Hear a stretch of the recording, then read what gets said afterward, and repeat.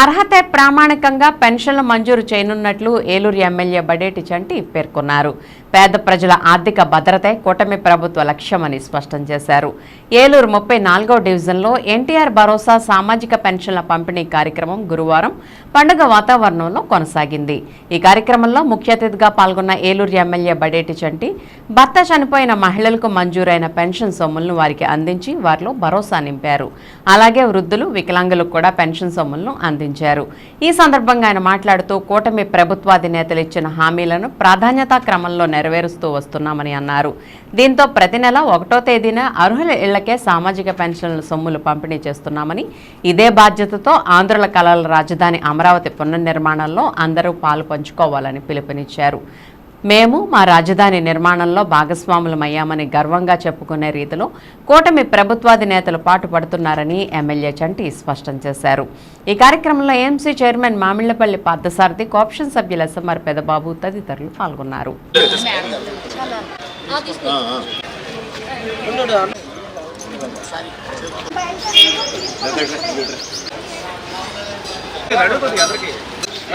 పెట్టాలి మీ హక్కు.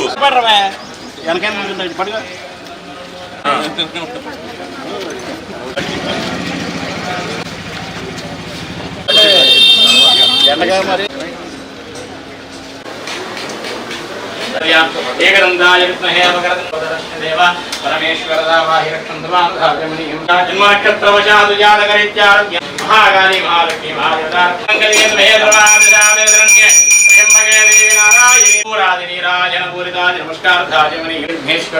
నమోస్తుతే నమోస్తుతే నమోస్తుతే నమోస్తుతే నమో నమః.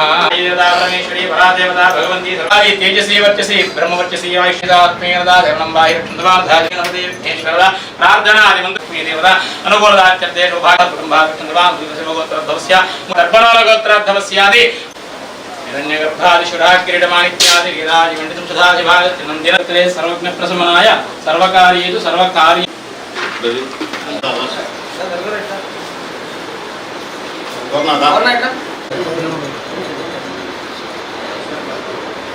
మరి కూటమి ప్రభుత్వం అధికారంలోకి వచ్చిన తర్వాత మరి చంద్రబాబు నాయుడు గారు, పవన్ కళ్యాణ్ గారు, మోడీ ఆధ్వర్యంలో ఏదైతే 4000 పెన్షన్ చేస్తా ఉన్నారో ఆ 4000 పెన్షన్ ప్రకారం 11వ నెల కూడా మరి మొట్టమొదటి తారీఖునే మరి పేద ప్రజలు ఎవరైతే ఉన్నారో ఈ పెన్షన్ మీద ఆధారపడి బతికే వాళ్ళు డిసెంబర్ నుంచి ఎవరైతే చనిపోయారో వాళ్ళందరికీ కూడా పెన్షన్లు పెట్టుకోవడానికి 360 మంది భర్త చనిపోయిన వాళ్ళందరికీ కూడా అర్హత ఉన్నట్టుగా ఎన్ని లిస్ట్ కూడా ఇవ్వడం జరిగింది. వాళ్ళందరూ పెట్టుకుంటే వాళ్ళకు కూడా వచ్చే నెలలో పెన్షన్ రావడం జరుగుతుంది.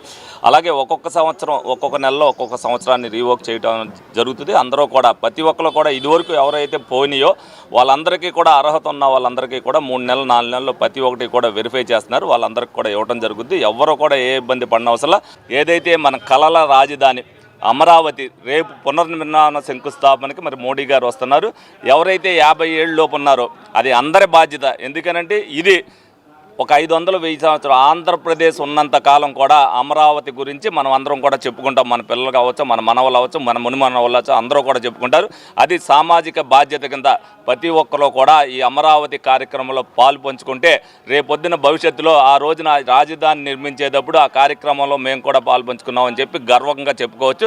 దానికి అందరూ కూడా ప్రతి ఒక్కరు కూడా దాంట్లో పార్టిసిపేషన్ చేయాలని చెప్పి మీ అందరినీ కూడా సవినయంగా కోరుకోవడం జరుగుతుంది. మరి ప్రభుత్వం, కూటమి ప్రభుత్వం 2023 డిసెంబర్ నుంచి 2025 ఏప్రిల్ నెలాఖరు వరకు కూడా ఈ కాలంలో ఉన్నటువంటి భర్తలు పెన్షన్ తీసుకుంటూ చనిపోయినటువంటి ఈ సంవత్సరాల కాలంలో వ్యవధిలో చనిపోయినటువంటి స్పౌస్ కేసుల నిమిత్తంగాను అందరికీ కూడా ఈ నెలాఖరు మరి మే నెలాఖరికి కానివ్వండి, మరి కొన్ని అయితే స్లాట్స్లో మరి మే 5వ తారీఖు అని చెప్పి కూడా మరి కొంచెం ఇంటిమేషన్ రావడం జరిగింది.